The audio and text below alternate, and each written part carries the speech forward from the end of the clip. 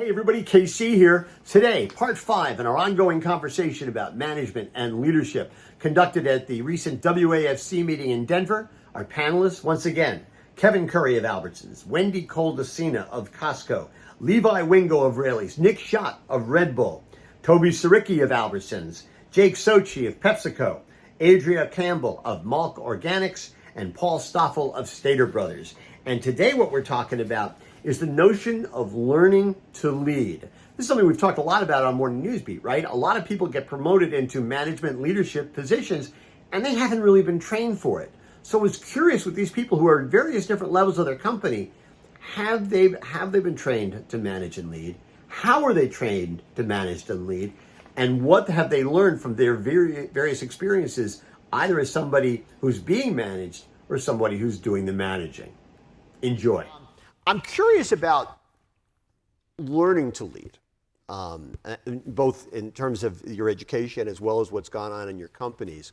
There was a Fast Company piece, I sent this all to you so you're not surprised by this, in which they talked about this, and one of the observations they made was often people find themselves in management roles because they were good at their job, but then receive little or no guidance on how to manage others. Their managers also often never receive management training and in many cases are making it up as they go along.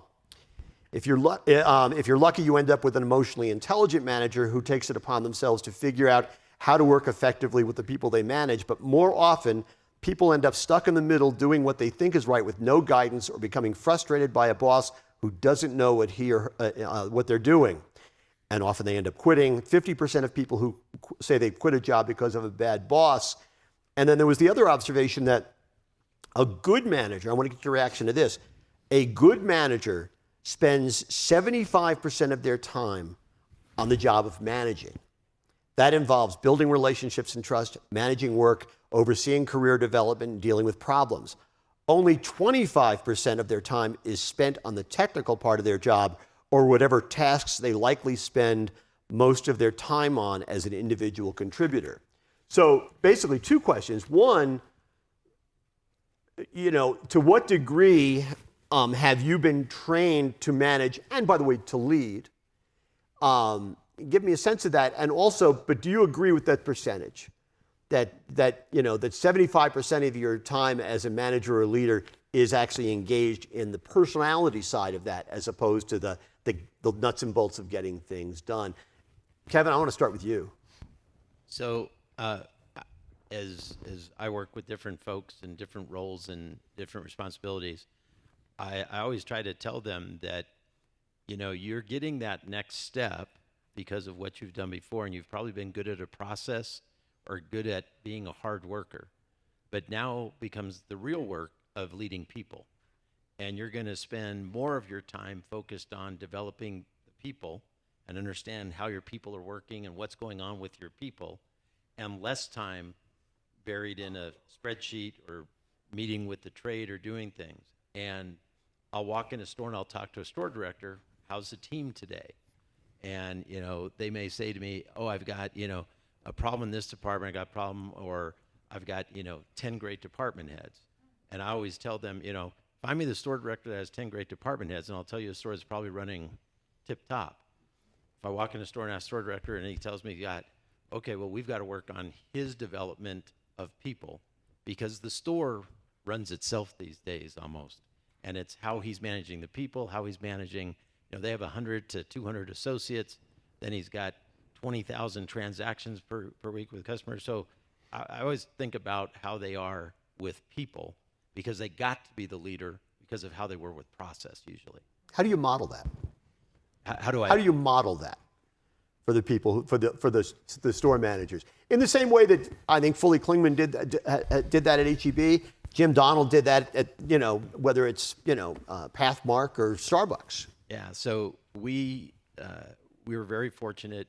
When I got there, I inherited a store director training class, and they had been kind of doing it for about 2 years and had a couple classes, and we kind of hit the brakes and we said, okay, what are we teaching them, and how much are we teaching them just more about the technology in the store, and what are we teaching them about people and about being reliant on people? So we would have them meet with every department. You know, every department's here to support your success. So if you have something going on in labor relations is here to help you, not to, you know, put somebody out on the street. If you have a situation in finance and one of your department heads doesn't understand the P&L, the finance team will come out and help train that person. So I think we really restructured how we looked at that store director training to be about managing the people in the building rather than the processes they were doing in the building. Paul. Yeah, I 100% agree with I don't know the number you used, 25%. 75-25. 75-25. I actually think it's less than 25% should be spent on tactical things. I do not think on the retailer side we spend enough time developing future leaders due to time.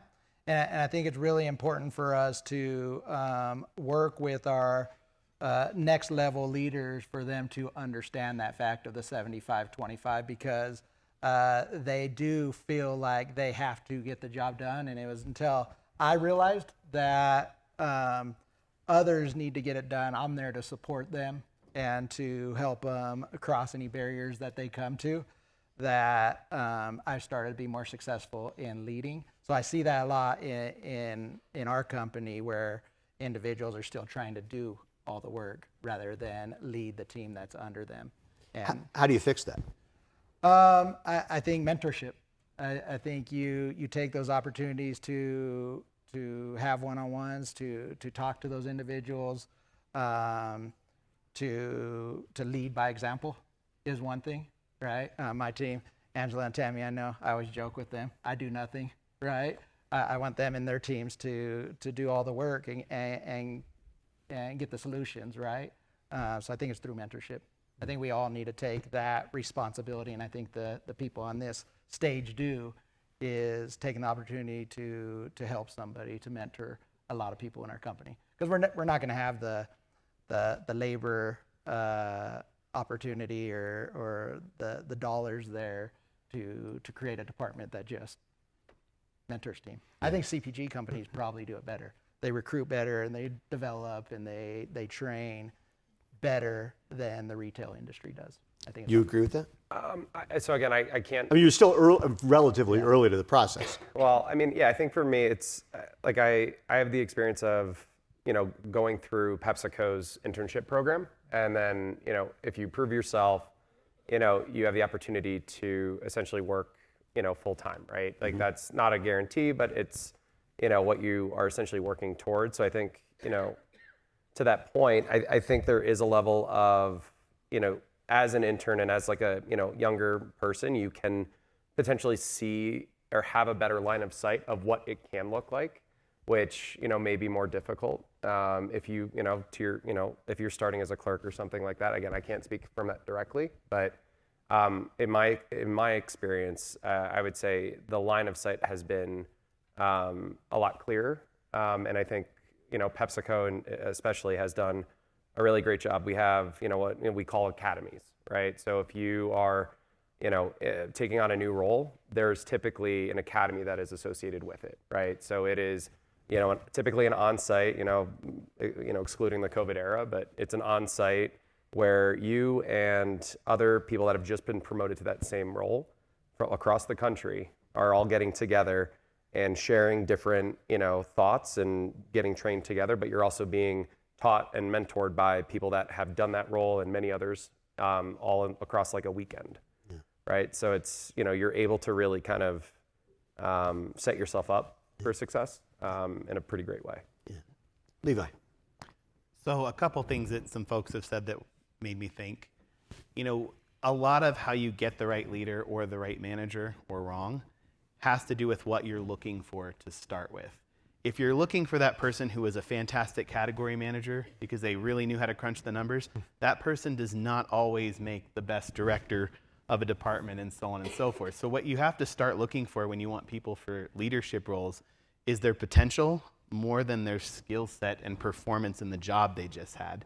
It's more about how they interact with people, the types of relationships they form, and how you see them coming to life in a group setting. I can't remember if we did this at USC or somewhere else, but The only TED Talk I ever remember, honestly, and I've seen probably hundreds, is this one by Margaret Hefferman. It's called the Super Chicken Complex. They take the top performers and they stick them all in a group, and they don't do so well together. But they take people that collaborate well and stick them in a group together, and they do really well. There's a lot more to it than that. It's a great video if you ever want to watch it. Margaret Hefferman, Super Chicken, you'll find it. It's going to be great. But that really has to do with you're looking for something different when you're looking for people to be really strong leaders. And one of my single greatest takeaways, I just talked about this with Cynthia the other day, that I got from the program that I still use every day today, and we've built leadership programs around these concepts, is situational leadership. What a good leader does, it's that 60 or that 75-25. You are giving your people what they need when they need it, depending on where they are in their own development journey. So you don't have to remember all the grids, but what you really need to remember is a good leader is not leading the way they like to be led. They are giving their folks what they need and to serve them in the right way to make them an even better leader in the future. Toby, you're nodding your head. Yeah, no, I love everything that Levi just said. I think even when you and I talked, we talked about the fact that, you know, some people are naturally born leaders and some have to be trained. But I think despite whether you were born a natural leader or if you or you're developed into a leader, I think that the education piece and the training and the learning is so crucial, no matter what stage you're at. There's so many things that before the program, I wouldn't have believed that that's that. I would have thought differently, but after going through the FIM program, it just really opens your mind up to really to really think of things differently. I also love situational leadership and understanding that there is a appropriate response for different types of situations and different ways to handle it. But a lot of people don't even get the opportunity to learn something like that. So I think it's great that people like Levi go back to his company and he passes it on. For me too, I plan on going back and mentoring and training as much as I can on what I've been able to take away from the program.